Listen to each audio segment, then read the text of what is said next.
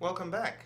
I hope the major scales have been keeping you busy, just playing from C to C, or from C sharp, or from F sharp, or from A to A. All that stuff. Do it for weeks on end. Practice makes perfect. There's no shortcuts. There's no hard and fast rule. There's no magic glove. The more you practice, the better you become. Let's take a look at these chord structures that I talked about in the last episode. I told you we're going to talk about chord structures. A chord, in my world, is playing two or more notes. Now, it could be argued that two notes is a harmony, but when you're in a live situation and you've got a bass guitarist playing under what you're doing, sometimes playing two notes can give an impression of a chord.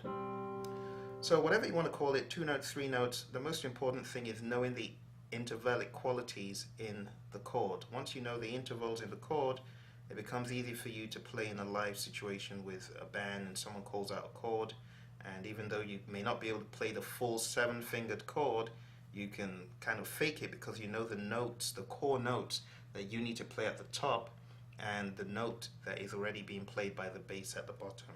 So we talked about the major scale. Each of these notes has a number attached to them. So in the case of C, C is going to be number 1 if you're playing on the key of C. D is going to be number 2. E is going to be number 3. F number 4.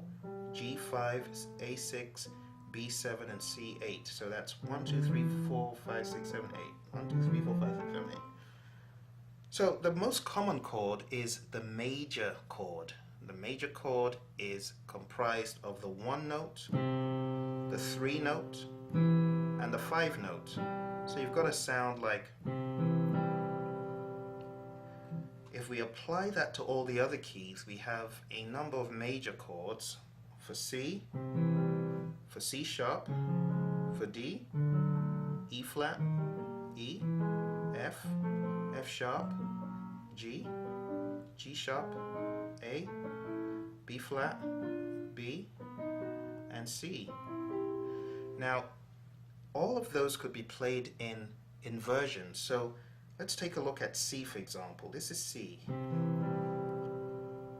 We can invert that to take this C and put it up top here. And it gives a different sound, you see? We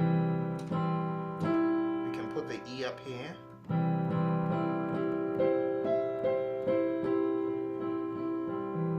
It comes in handy to know all these different positions and these different inversions. Same thing with D. You can do this all day long.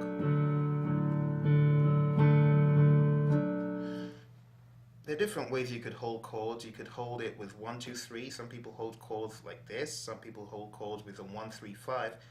The best practice is to position your fingers on the first 5 and play the chord like this, because you're able to change in between when you need to other notes.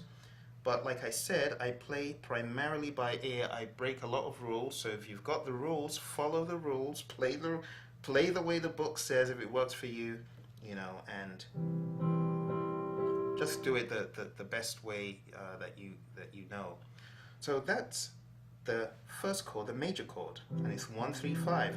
I would advise you to know the major chords on all of the keys from C, C sharp, all the way down to B, because that's what's going to make you a great player. There's some folks who are able to play all the chords, all the major chords and all the minor chords in all the 3 different positions for each chord at the drop of a hat easily, and I would advise you to aspire to do that.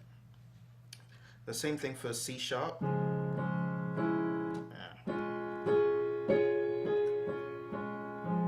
You see, when people play, you can tell the keys that they play on a lot. Obviously, I don't play a lot on C sharp, which is very naughty of me. I should play on all the keys, you know.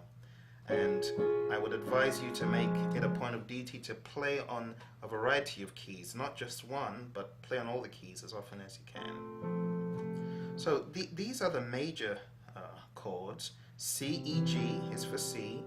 C sharp, F, G sharp is C sharp. D, F sharp, A is A. E flat, G, B flat is E flat. E, G sharp B is E, F, A, C, C, F sharp, A sharp, C sharp is F sharp major, G, B, D is G major, G sharp, C, D sharp is G sharp major chord, A, C sharp, E is the A major chord, B flat, D, F is the B flat major chord, B, D sharp, F sharp is the B chord, and back to C. So if you know these,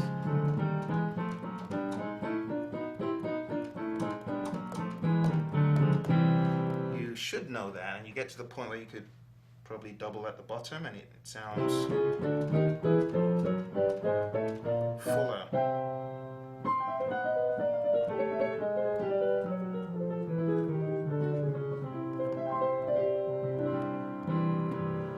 So it's going to help you in the long run if you spend time on this. I remember spending quite a lot of time back in the late 80s trying to learn how to go up like that, and it was very difficult at first, but the more I did it, the better I became at it. So put in the time, there's no silver bullet. The more time you put in, the better you become. See you around.